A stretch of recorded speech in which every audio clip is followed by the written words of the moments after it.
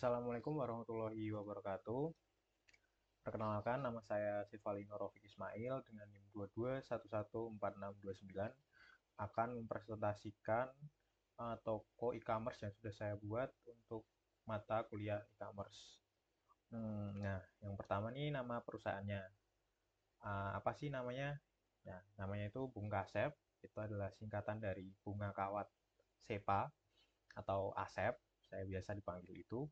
Nah, apa sih itu bunga bunga kawat tuh? Nah, bunga kawat tuh dari sebuah kawat bulu yang dibuat menjadi bunga lalu disatukan jadi buket kayak gitu.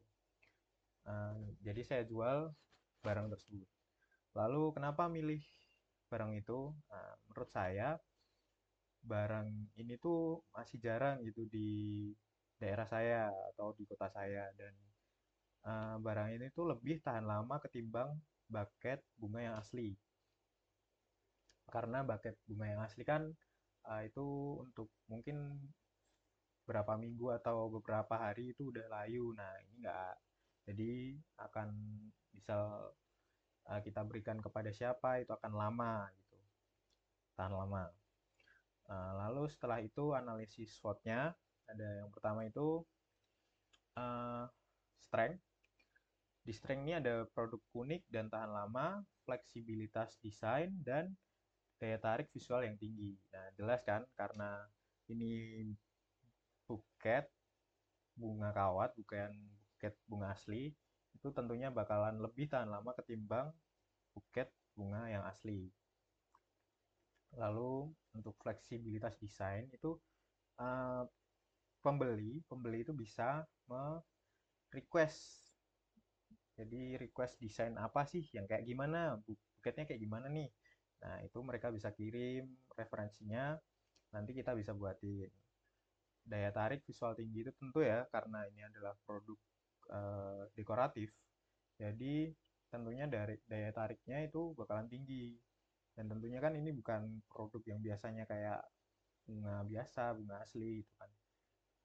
Lalu ada opportunity, ada pertumbuhan e-commerce, peningkatan permintaan produk dekoratif dan fitur belanja langsung di media sosial. Nah, itu kan sejak setelah COVID itu kan e-commerce mulai melonjak ya karena banyak orang-orang yang belanja online, diantar ke rumah, itu kan mulai banyak. Nah, itu sebuah kesempatan tuh untuk produk ini bisa lebih dikenal lagi. Lalu peningkatan permintaan produk dekoratif. Nah, karena sekarang ini sudah banyak orang yang suka belanja, nah ini sebuah produk ini bisa jadi sebuah apa ya? Kayak dekorasi gitu. Ini kan juga bisa sebagai hadiah kayak misal orang ngucapin orang kelulusan atau saat wisuda gitu kan itu bisa membawa bucket ini dan bakalan lebih tahan lama untuk dikenang orang tersebut.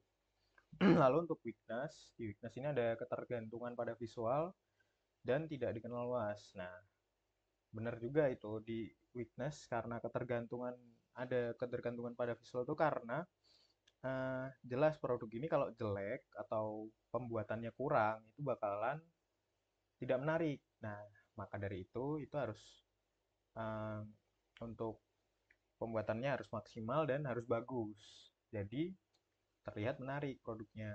Dan juga produk ini tidak dikenal luas karena ya orang-orang masih belum pada kenal.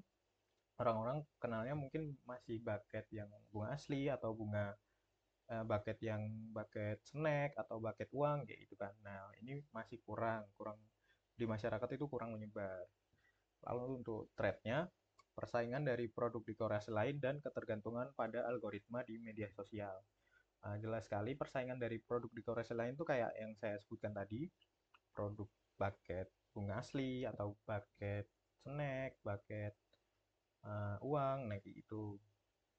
Lalu untuk ketergantungan pada algoritma di media sosial itu untuk mengiklankannya agar dikenal luas kan kita mungkin bakal buat konten atau buat postingan yang ingin dilihat banyak orang gitu kan. Nah, itu sangat bergantung kepada algoritma di media sosial tersebut kayak TikTok dan IG ini.